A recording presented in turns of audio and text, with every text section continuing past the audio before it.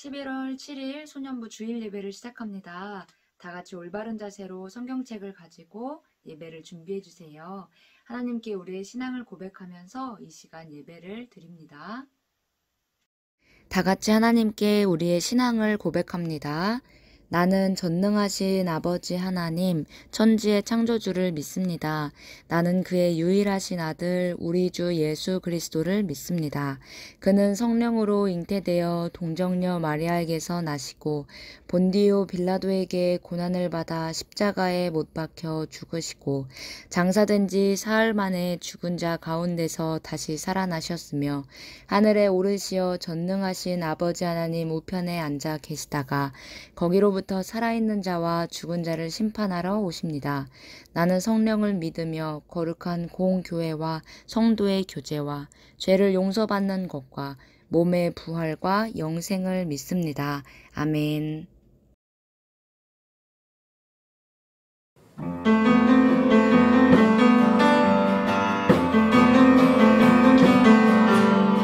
우리는 세상의 빛, 세상을 환하게. 우리는 세상의 빛, 세상을 이롭게. 이 세상의 빛 숨기지 못하리. 모든 사람에게 비추리. 착한 행실로 주님께 영광을. 착한 행실로 세상의 기쁨을. 이 세상의 빛 숨기지 못하리. 모든 사람에게 비추리. 다시 한번 시작하겠습니다. 우리는 세상의 빛, 세상을 환하게. 우리는 세상의 빛, 세상을 이롭게. 이 세상의 빛 숨기지 못하리. 모든 사람에게 비추리. 착한 행실로 주님께 영광을. 착한 행실로 세상의 기쁨을. 이 세상의 빛 숨기지 못하리. 모든 사람에게 비추리.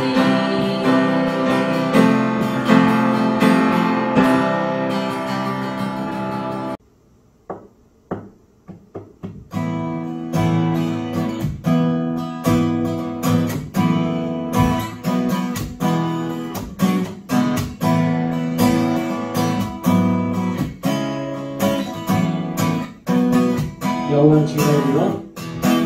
여호와를 즐거이 불러. 기쁨으로 주께 나가리. 여호와 하나님 나 주의 백성 기르시는 양이라. 여호와를 즐거이 불러. 기쁨으로 주께 나가리. 여호와 하나님 나 주의 백성 기르시는 양이라. 감사함으로 주를 높이며 그 문에 들어가서 찬송함으로 그 이름을 송축할지어다. 감사함으로 주를 높이며 그 문에 들어가서 찬송함으로 그 이름을 송축할지어다. 다시 한번 여호와를 즐거이 불러. 여호와를 즐거이 불러. 기쁨으로 주께 나가리. 여호와 하나님 나 주의 백성 기르시는 양이라. 여호와를 즐거이 불러. 기쁨으로 주께 나가리.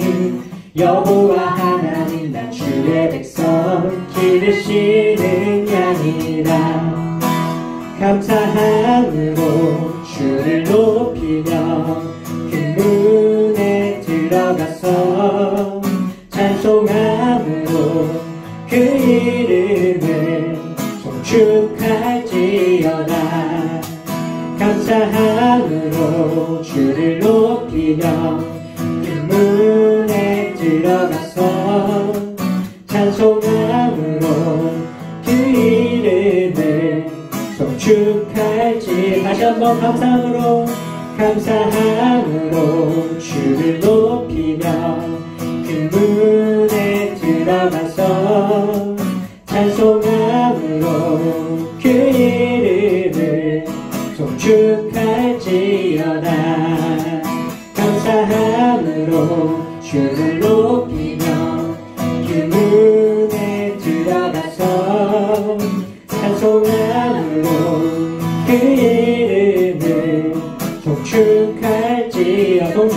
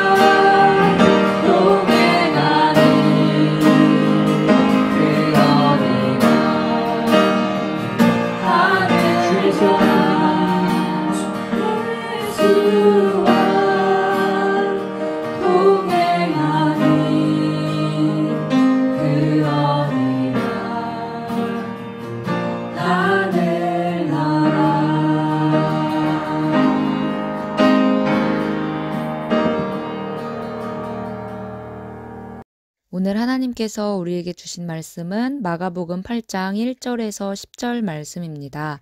다 같이 한 목소리로 읽습니다. 그 무렵에 또 큰 무리가 있어 먹을 것이 없는지라 예수께서 제자들을 불러 이르시되 내가 무리를 불쌍히 여기노라. 그들이 나와 함께 있은지 이미 사흘이 지났으나 먹을 것이 없도다. 만일 내가 그들을 굶겨 집으로 보내면 길에서 기진하리라. 그 중에는 멀리서 온 사람들도 있느니라. 제자들이 대답하되 이 광야 어디서 떡을 얻어 이 사람들로 배부르게 할 수 있으리이까. 예수께서 물으시되 너희에게 떡 몇 개나 있느냐 이르되 7이로소이다 하거늘.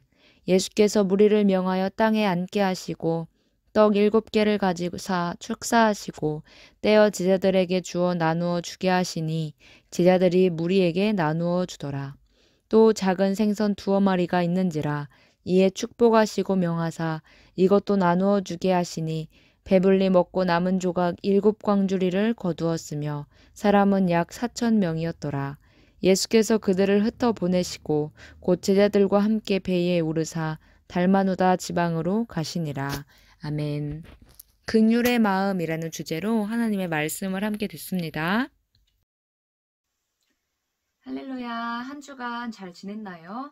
자, 오늘은 근래 들어서 어느 때보다 좀 따뜻한 날씨예요. 그런데 내일부터 비가 오고 앞으로는 계속 추워진다고 하니까 우리 친구들 감기 걸리지 않도록 조심해 주세요. 자, 지난주 말씀 기억나는 친구들 있나요? 지난주는 종교개혁 주일로 함께 지켰어요. 구약시대에 개혁을 일으켰던 왕 누구죠? 요시야 왕. 자, 모세의 율법책을 발견하면서 하나님께 회개하고 다시 한번 이스라엘 백성들의 신앙을 새롭게 했죠. 자, 그리고 지금으로부터 500여 년 전 마틴 루터라는 신학자가 일으킨 종교개혁을 통해서 우리가 지금 이렇게 바른 복음, 바른 신앙을 이어올 수 있다고 했어요. 자, 오늘 주제는 예수님의 마음이에요. 예수님의 마음이 어떤 마음인지 말씀을 통해서 알아보도록 할게요. 경기도 용인에 제일초등학교라는 학교에 기국이라는 어린이가 있었어요. 기국이에게는 병이 있었는데 연골이 생기지 않는 연골 무형성증이라는 병이었어요. 그래서 다른 친구들이랑 달리기를 하면 항상 뒤처지곤 했어요. 때문에 기국이는 운동의 날이 무척 싫었다고 해요. 어느덧 6학년이 된 기국이는 친구들과 이제 마지막 가을 운동회를 맞이하게 되었어요. 달리기 시간이 되자 역시나 다른 친구들이 앞서 뛰어갔고 기국이는 뒤처지게 됐어요. 역시나 내가 꼴찌겠지 하고 생각을 하는데 그때 놀라운 일이 일어났어요. 앞서 달려가던 친구들이 점점 속도를 늦추더니 방향을 틀어서 뒤처진 기국이에게 달려간 것이에요. 그리고 기국이 손을 잡고 다 같이 천천히 뛰기 시작했어요. 그리고는 동시에 결승선에 통과했어요. 기국이는 마음이 울컥해서 눈물을 흘렸어요. 그동안 한 번도 1등을 해본 적도 없고 늘 1등을 해보는 것이 소원이었기 때문이에요. 그런데 친구들이 결승선 앞에서 기국이의 손을 잡고 들어오면서 난생 처음 1등 도장을 받아보게 된 것이에요. 자, 친구들, 우리 기국이를 위하는 기국이의 친구들의 이 마음이 참 따뜻하지 않나요? 친구들은 운동의 날이 늘 걱정되고 피하고만 싶던 이 기국이에게 좋은 추억을, 따뜻한 기억을 선물로 준 것이에요. 이 친구들의 마음으로 이 운동회가 이렇게 기사로 또 동화로도 세상에 많이 알려지게 되었어요. 오늘 말씀에도 다른 사람의 형편과 마음을 따뜻하게 헤아리는 분이 나와요. 그분이 누굴까요? 바로 예수님이세요. 예수님은 갈릴리 곳곳을 다니시면서 귀신을 쫓아내시고 사람들을 고치셨어요. 그때마다 제자들과 큰 무리가 예수님과 함께 했어요. 그런데 예수님과 함께한 사람들이 좀 지쳐 보이네요. 무슨 일이 있었을까요? 예수님을 따라다니는 동안 제대로 먹지 못했기 때문이었어요. 예수님은 그들의 사정을 다 아셨어요. 예수님은 아픈 사람들을 고치실 뿐 아니라 거기에 있는 모든 사람들에게도 세세하게 관심을 가지셨어요. 예수님은 안쓰러운 눈빛으로 무리를 바라보셨어요. 저 사람들이 나와 함께한 지 벌써 3일이 되었구나. 이제는 더 이상 먹을 것이 없으니 참 가엾구나. 얼마나 배가 고프겠느냐. 저들 중에는 먼 곳에서 온 사람들도 있단다. 지금 이 사람들을 굶겨서 보낸다면 집으로 가는 길에 쓰러지고 말게 될 것이다. 제자들이 예수님에게 질문했어요. 주님, 그럼 이 빈들에서 어느 누가 무슨 수로 이 모든 사람들을 다 먹일 만큼의 빵을 준비할 수가 있겠습니까? 제자들은 이 빈들에서, 이 빈 공터에서 음식을 구하는 것은 무리라고 생각했어요. 예수님은 제자들의 질문에 대답을 하는 대신 제자들에게 떡이 몇 개나 남아있는지 물으셨어요. 사람들에게 먹일 것이 필요한데 너희에게 떡이 몇 개나 있느냐? 떡이 7개가 있습니다. 이렇게 대답을 했어요. 예수님은 사람들이 땅에 앉도록 하시고는 떡 7개를 들어서 감사 기도를 하셨어요. 그리고는 제자들에게 떡을 떼어주시며 사람들에게 나누어 주라고 명령하셨어요. 또 작은 생선 2마리가 있는 것도 들어서 축복하시고는 사람들에게 나누어 주도록 하셨어요. 예수님이 사람들에게 나누어 주신 음식은 그 자리에 있던 4,000명이 모두 배불리 먹고도 7광주리가 남을 만큼 풍족했어요. 오랜만에 배불리 먹은 사람들은 예수님의 기적에 놀라워하면서도 행복해했어요.